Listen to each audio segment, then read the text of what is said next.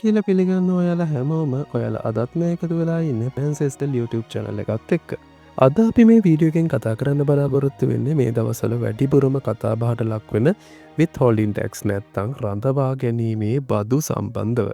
මේ සම්බන්ධයෙන් ඔයාට තියෙන ප්‍රශ්න ගොඩකට උත්තර අපි මේ වීඩියෝ එකේදී අරන් එනවා.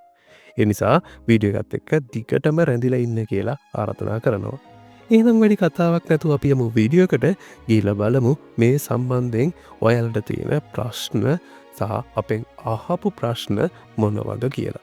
අපි මුලින්ම බලමු මොකක්ද මේ withholding tax නැත්නම් රඳවා ගැනීමේ බදු කියන්නේ කියලා.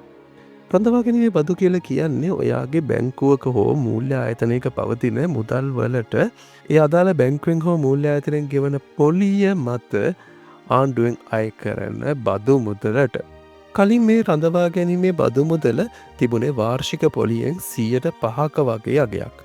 ඒත් 2025 අප්‍රේල් 1 ඉඳලා ඒ බදු මුදල ඔයාලට ලැබෙන පොලියෙන් 10% දක්වා වැඩි කරන්න ආණ්ඩුව පියවර අරගෙන තියෙනවා.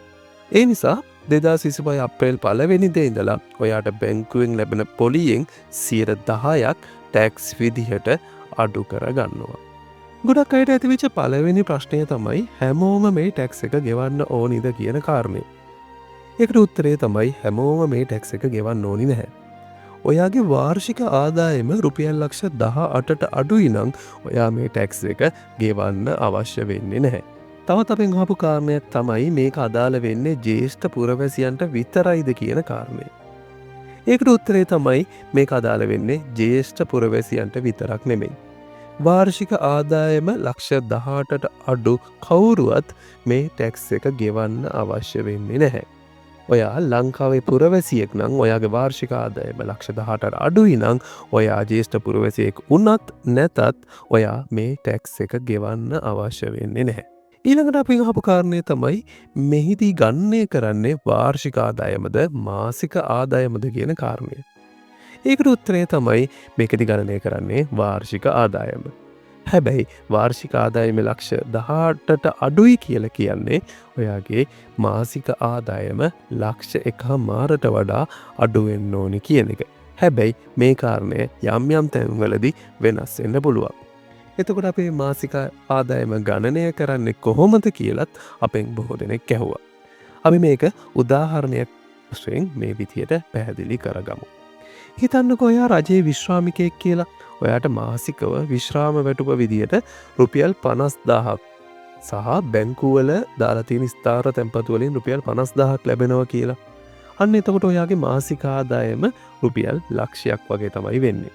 අන්න එහෙම කෙනෙක් නම් ඔයා මාසික ආදායම ලක්ෂයයි නම් ඔයාට වාර්ෂික ආදායම ලක්ෂ 12යි හම්බෙන්නේ. ඒ නිසා ඔයා ටැක්ස් එක ගෙවන්න අවශ්‍ය වෙන්නේ නැහැ.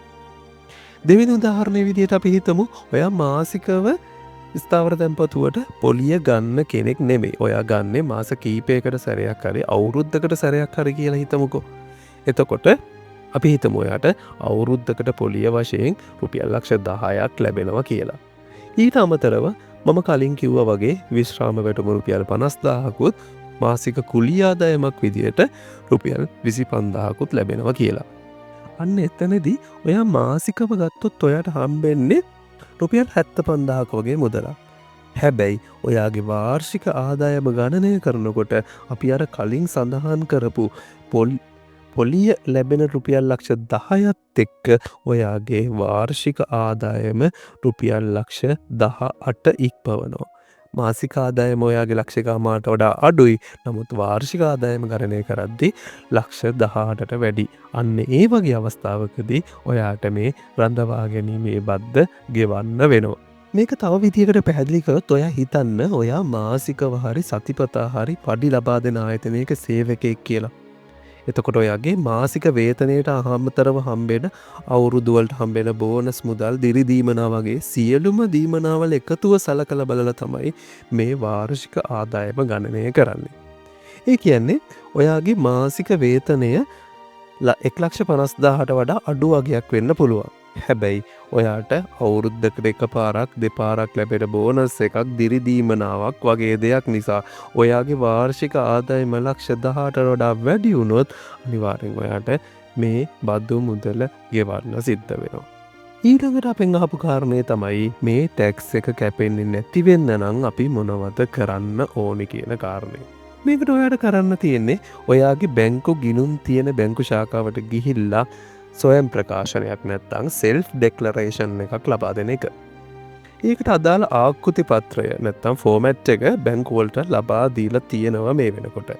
නැත්තං ඔයාට දේශීය ආදායම් දෙපාර්තමේන්තු වෙබ්සයිට් එකට ගිහිල්ලත් ඒ ෆෝම් එක ඩෙක්ලරේෂන් ෆෝම් එක ඩවුන්ලෝඩ් කරගන්න හැකියාව තියෙනවා. ඒක පුරෝලා බැංකු ශාඛාවට දුන්නාම ඔයාට විත්හෝල්ඩින් ටැක්ස් එක කැපෙන එක නවත්ත ගන්න පුළුවන්.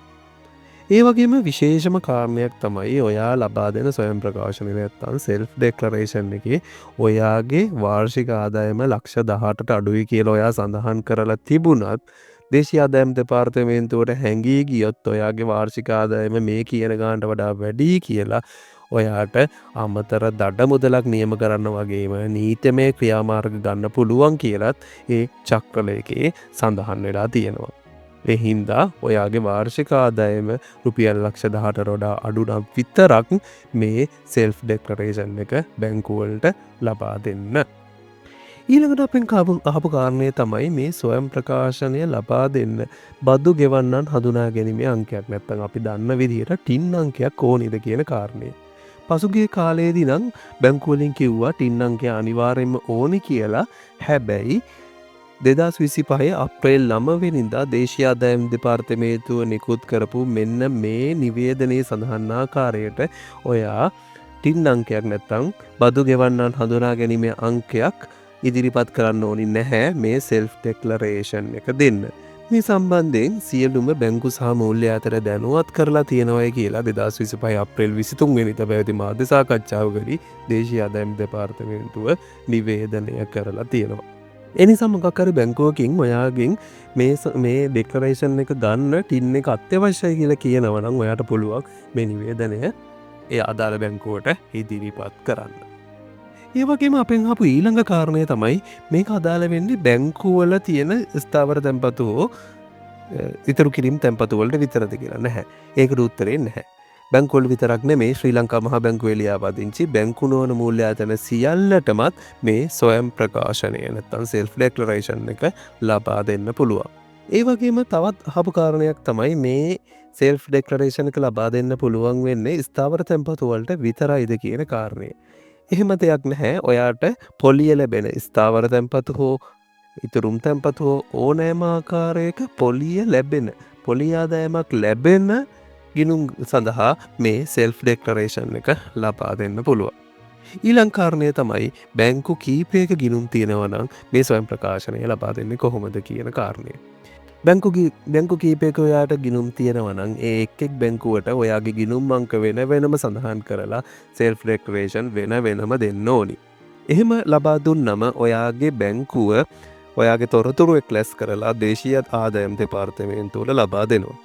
ඊට පස්සේ දේශීය ආදායම් දෙපාර්තමේන්තුව ඔයාගේ ජාතික හැඳුනුම්පත් අංකය භාවිතා කරලා ඔයාට ටින් නම්බර් එකක් නැත්තම් බදු ගෙවන්න හඳුනා ගැනීමේ අංකයක් රෙජිස්ටර් කරලා ඒ සම්බන්ධයෙන් ලිපියක් මාර්ගෙන් ඔයාට දැනුම් දෙනවා. ඒ නිසා ඔයාලට තවදුරටත් දේශීය ආදායම් දෙපාර්තමේන්තුවට ගිහිල්ලා ඔයාගේ ටින් අංකය ලබා ගන්න මහන්සි වෙන්න ඕනේ නැහැ. ඒ වගේම ඔන්ලයින්වත් ටින් අංකය ඇප්ලයි කරන්න මහන්සි වෙන්න ඕනේ නැහැ. ඔයාට කරන්න තියෙන්නේ මේ සෙල්ෆ් ඩෙක්ලරේෂන් එක අදාළ බැංකුවට ගිහින් දෙන එක විතරයි.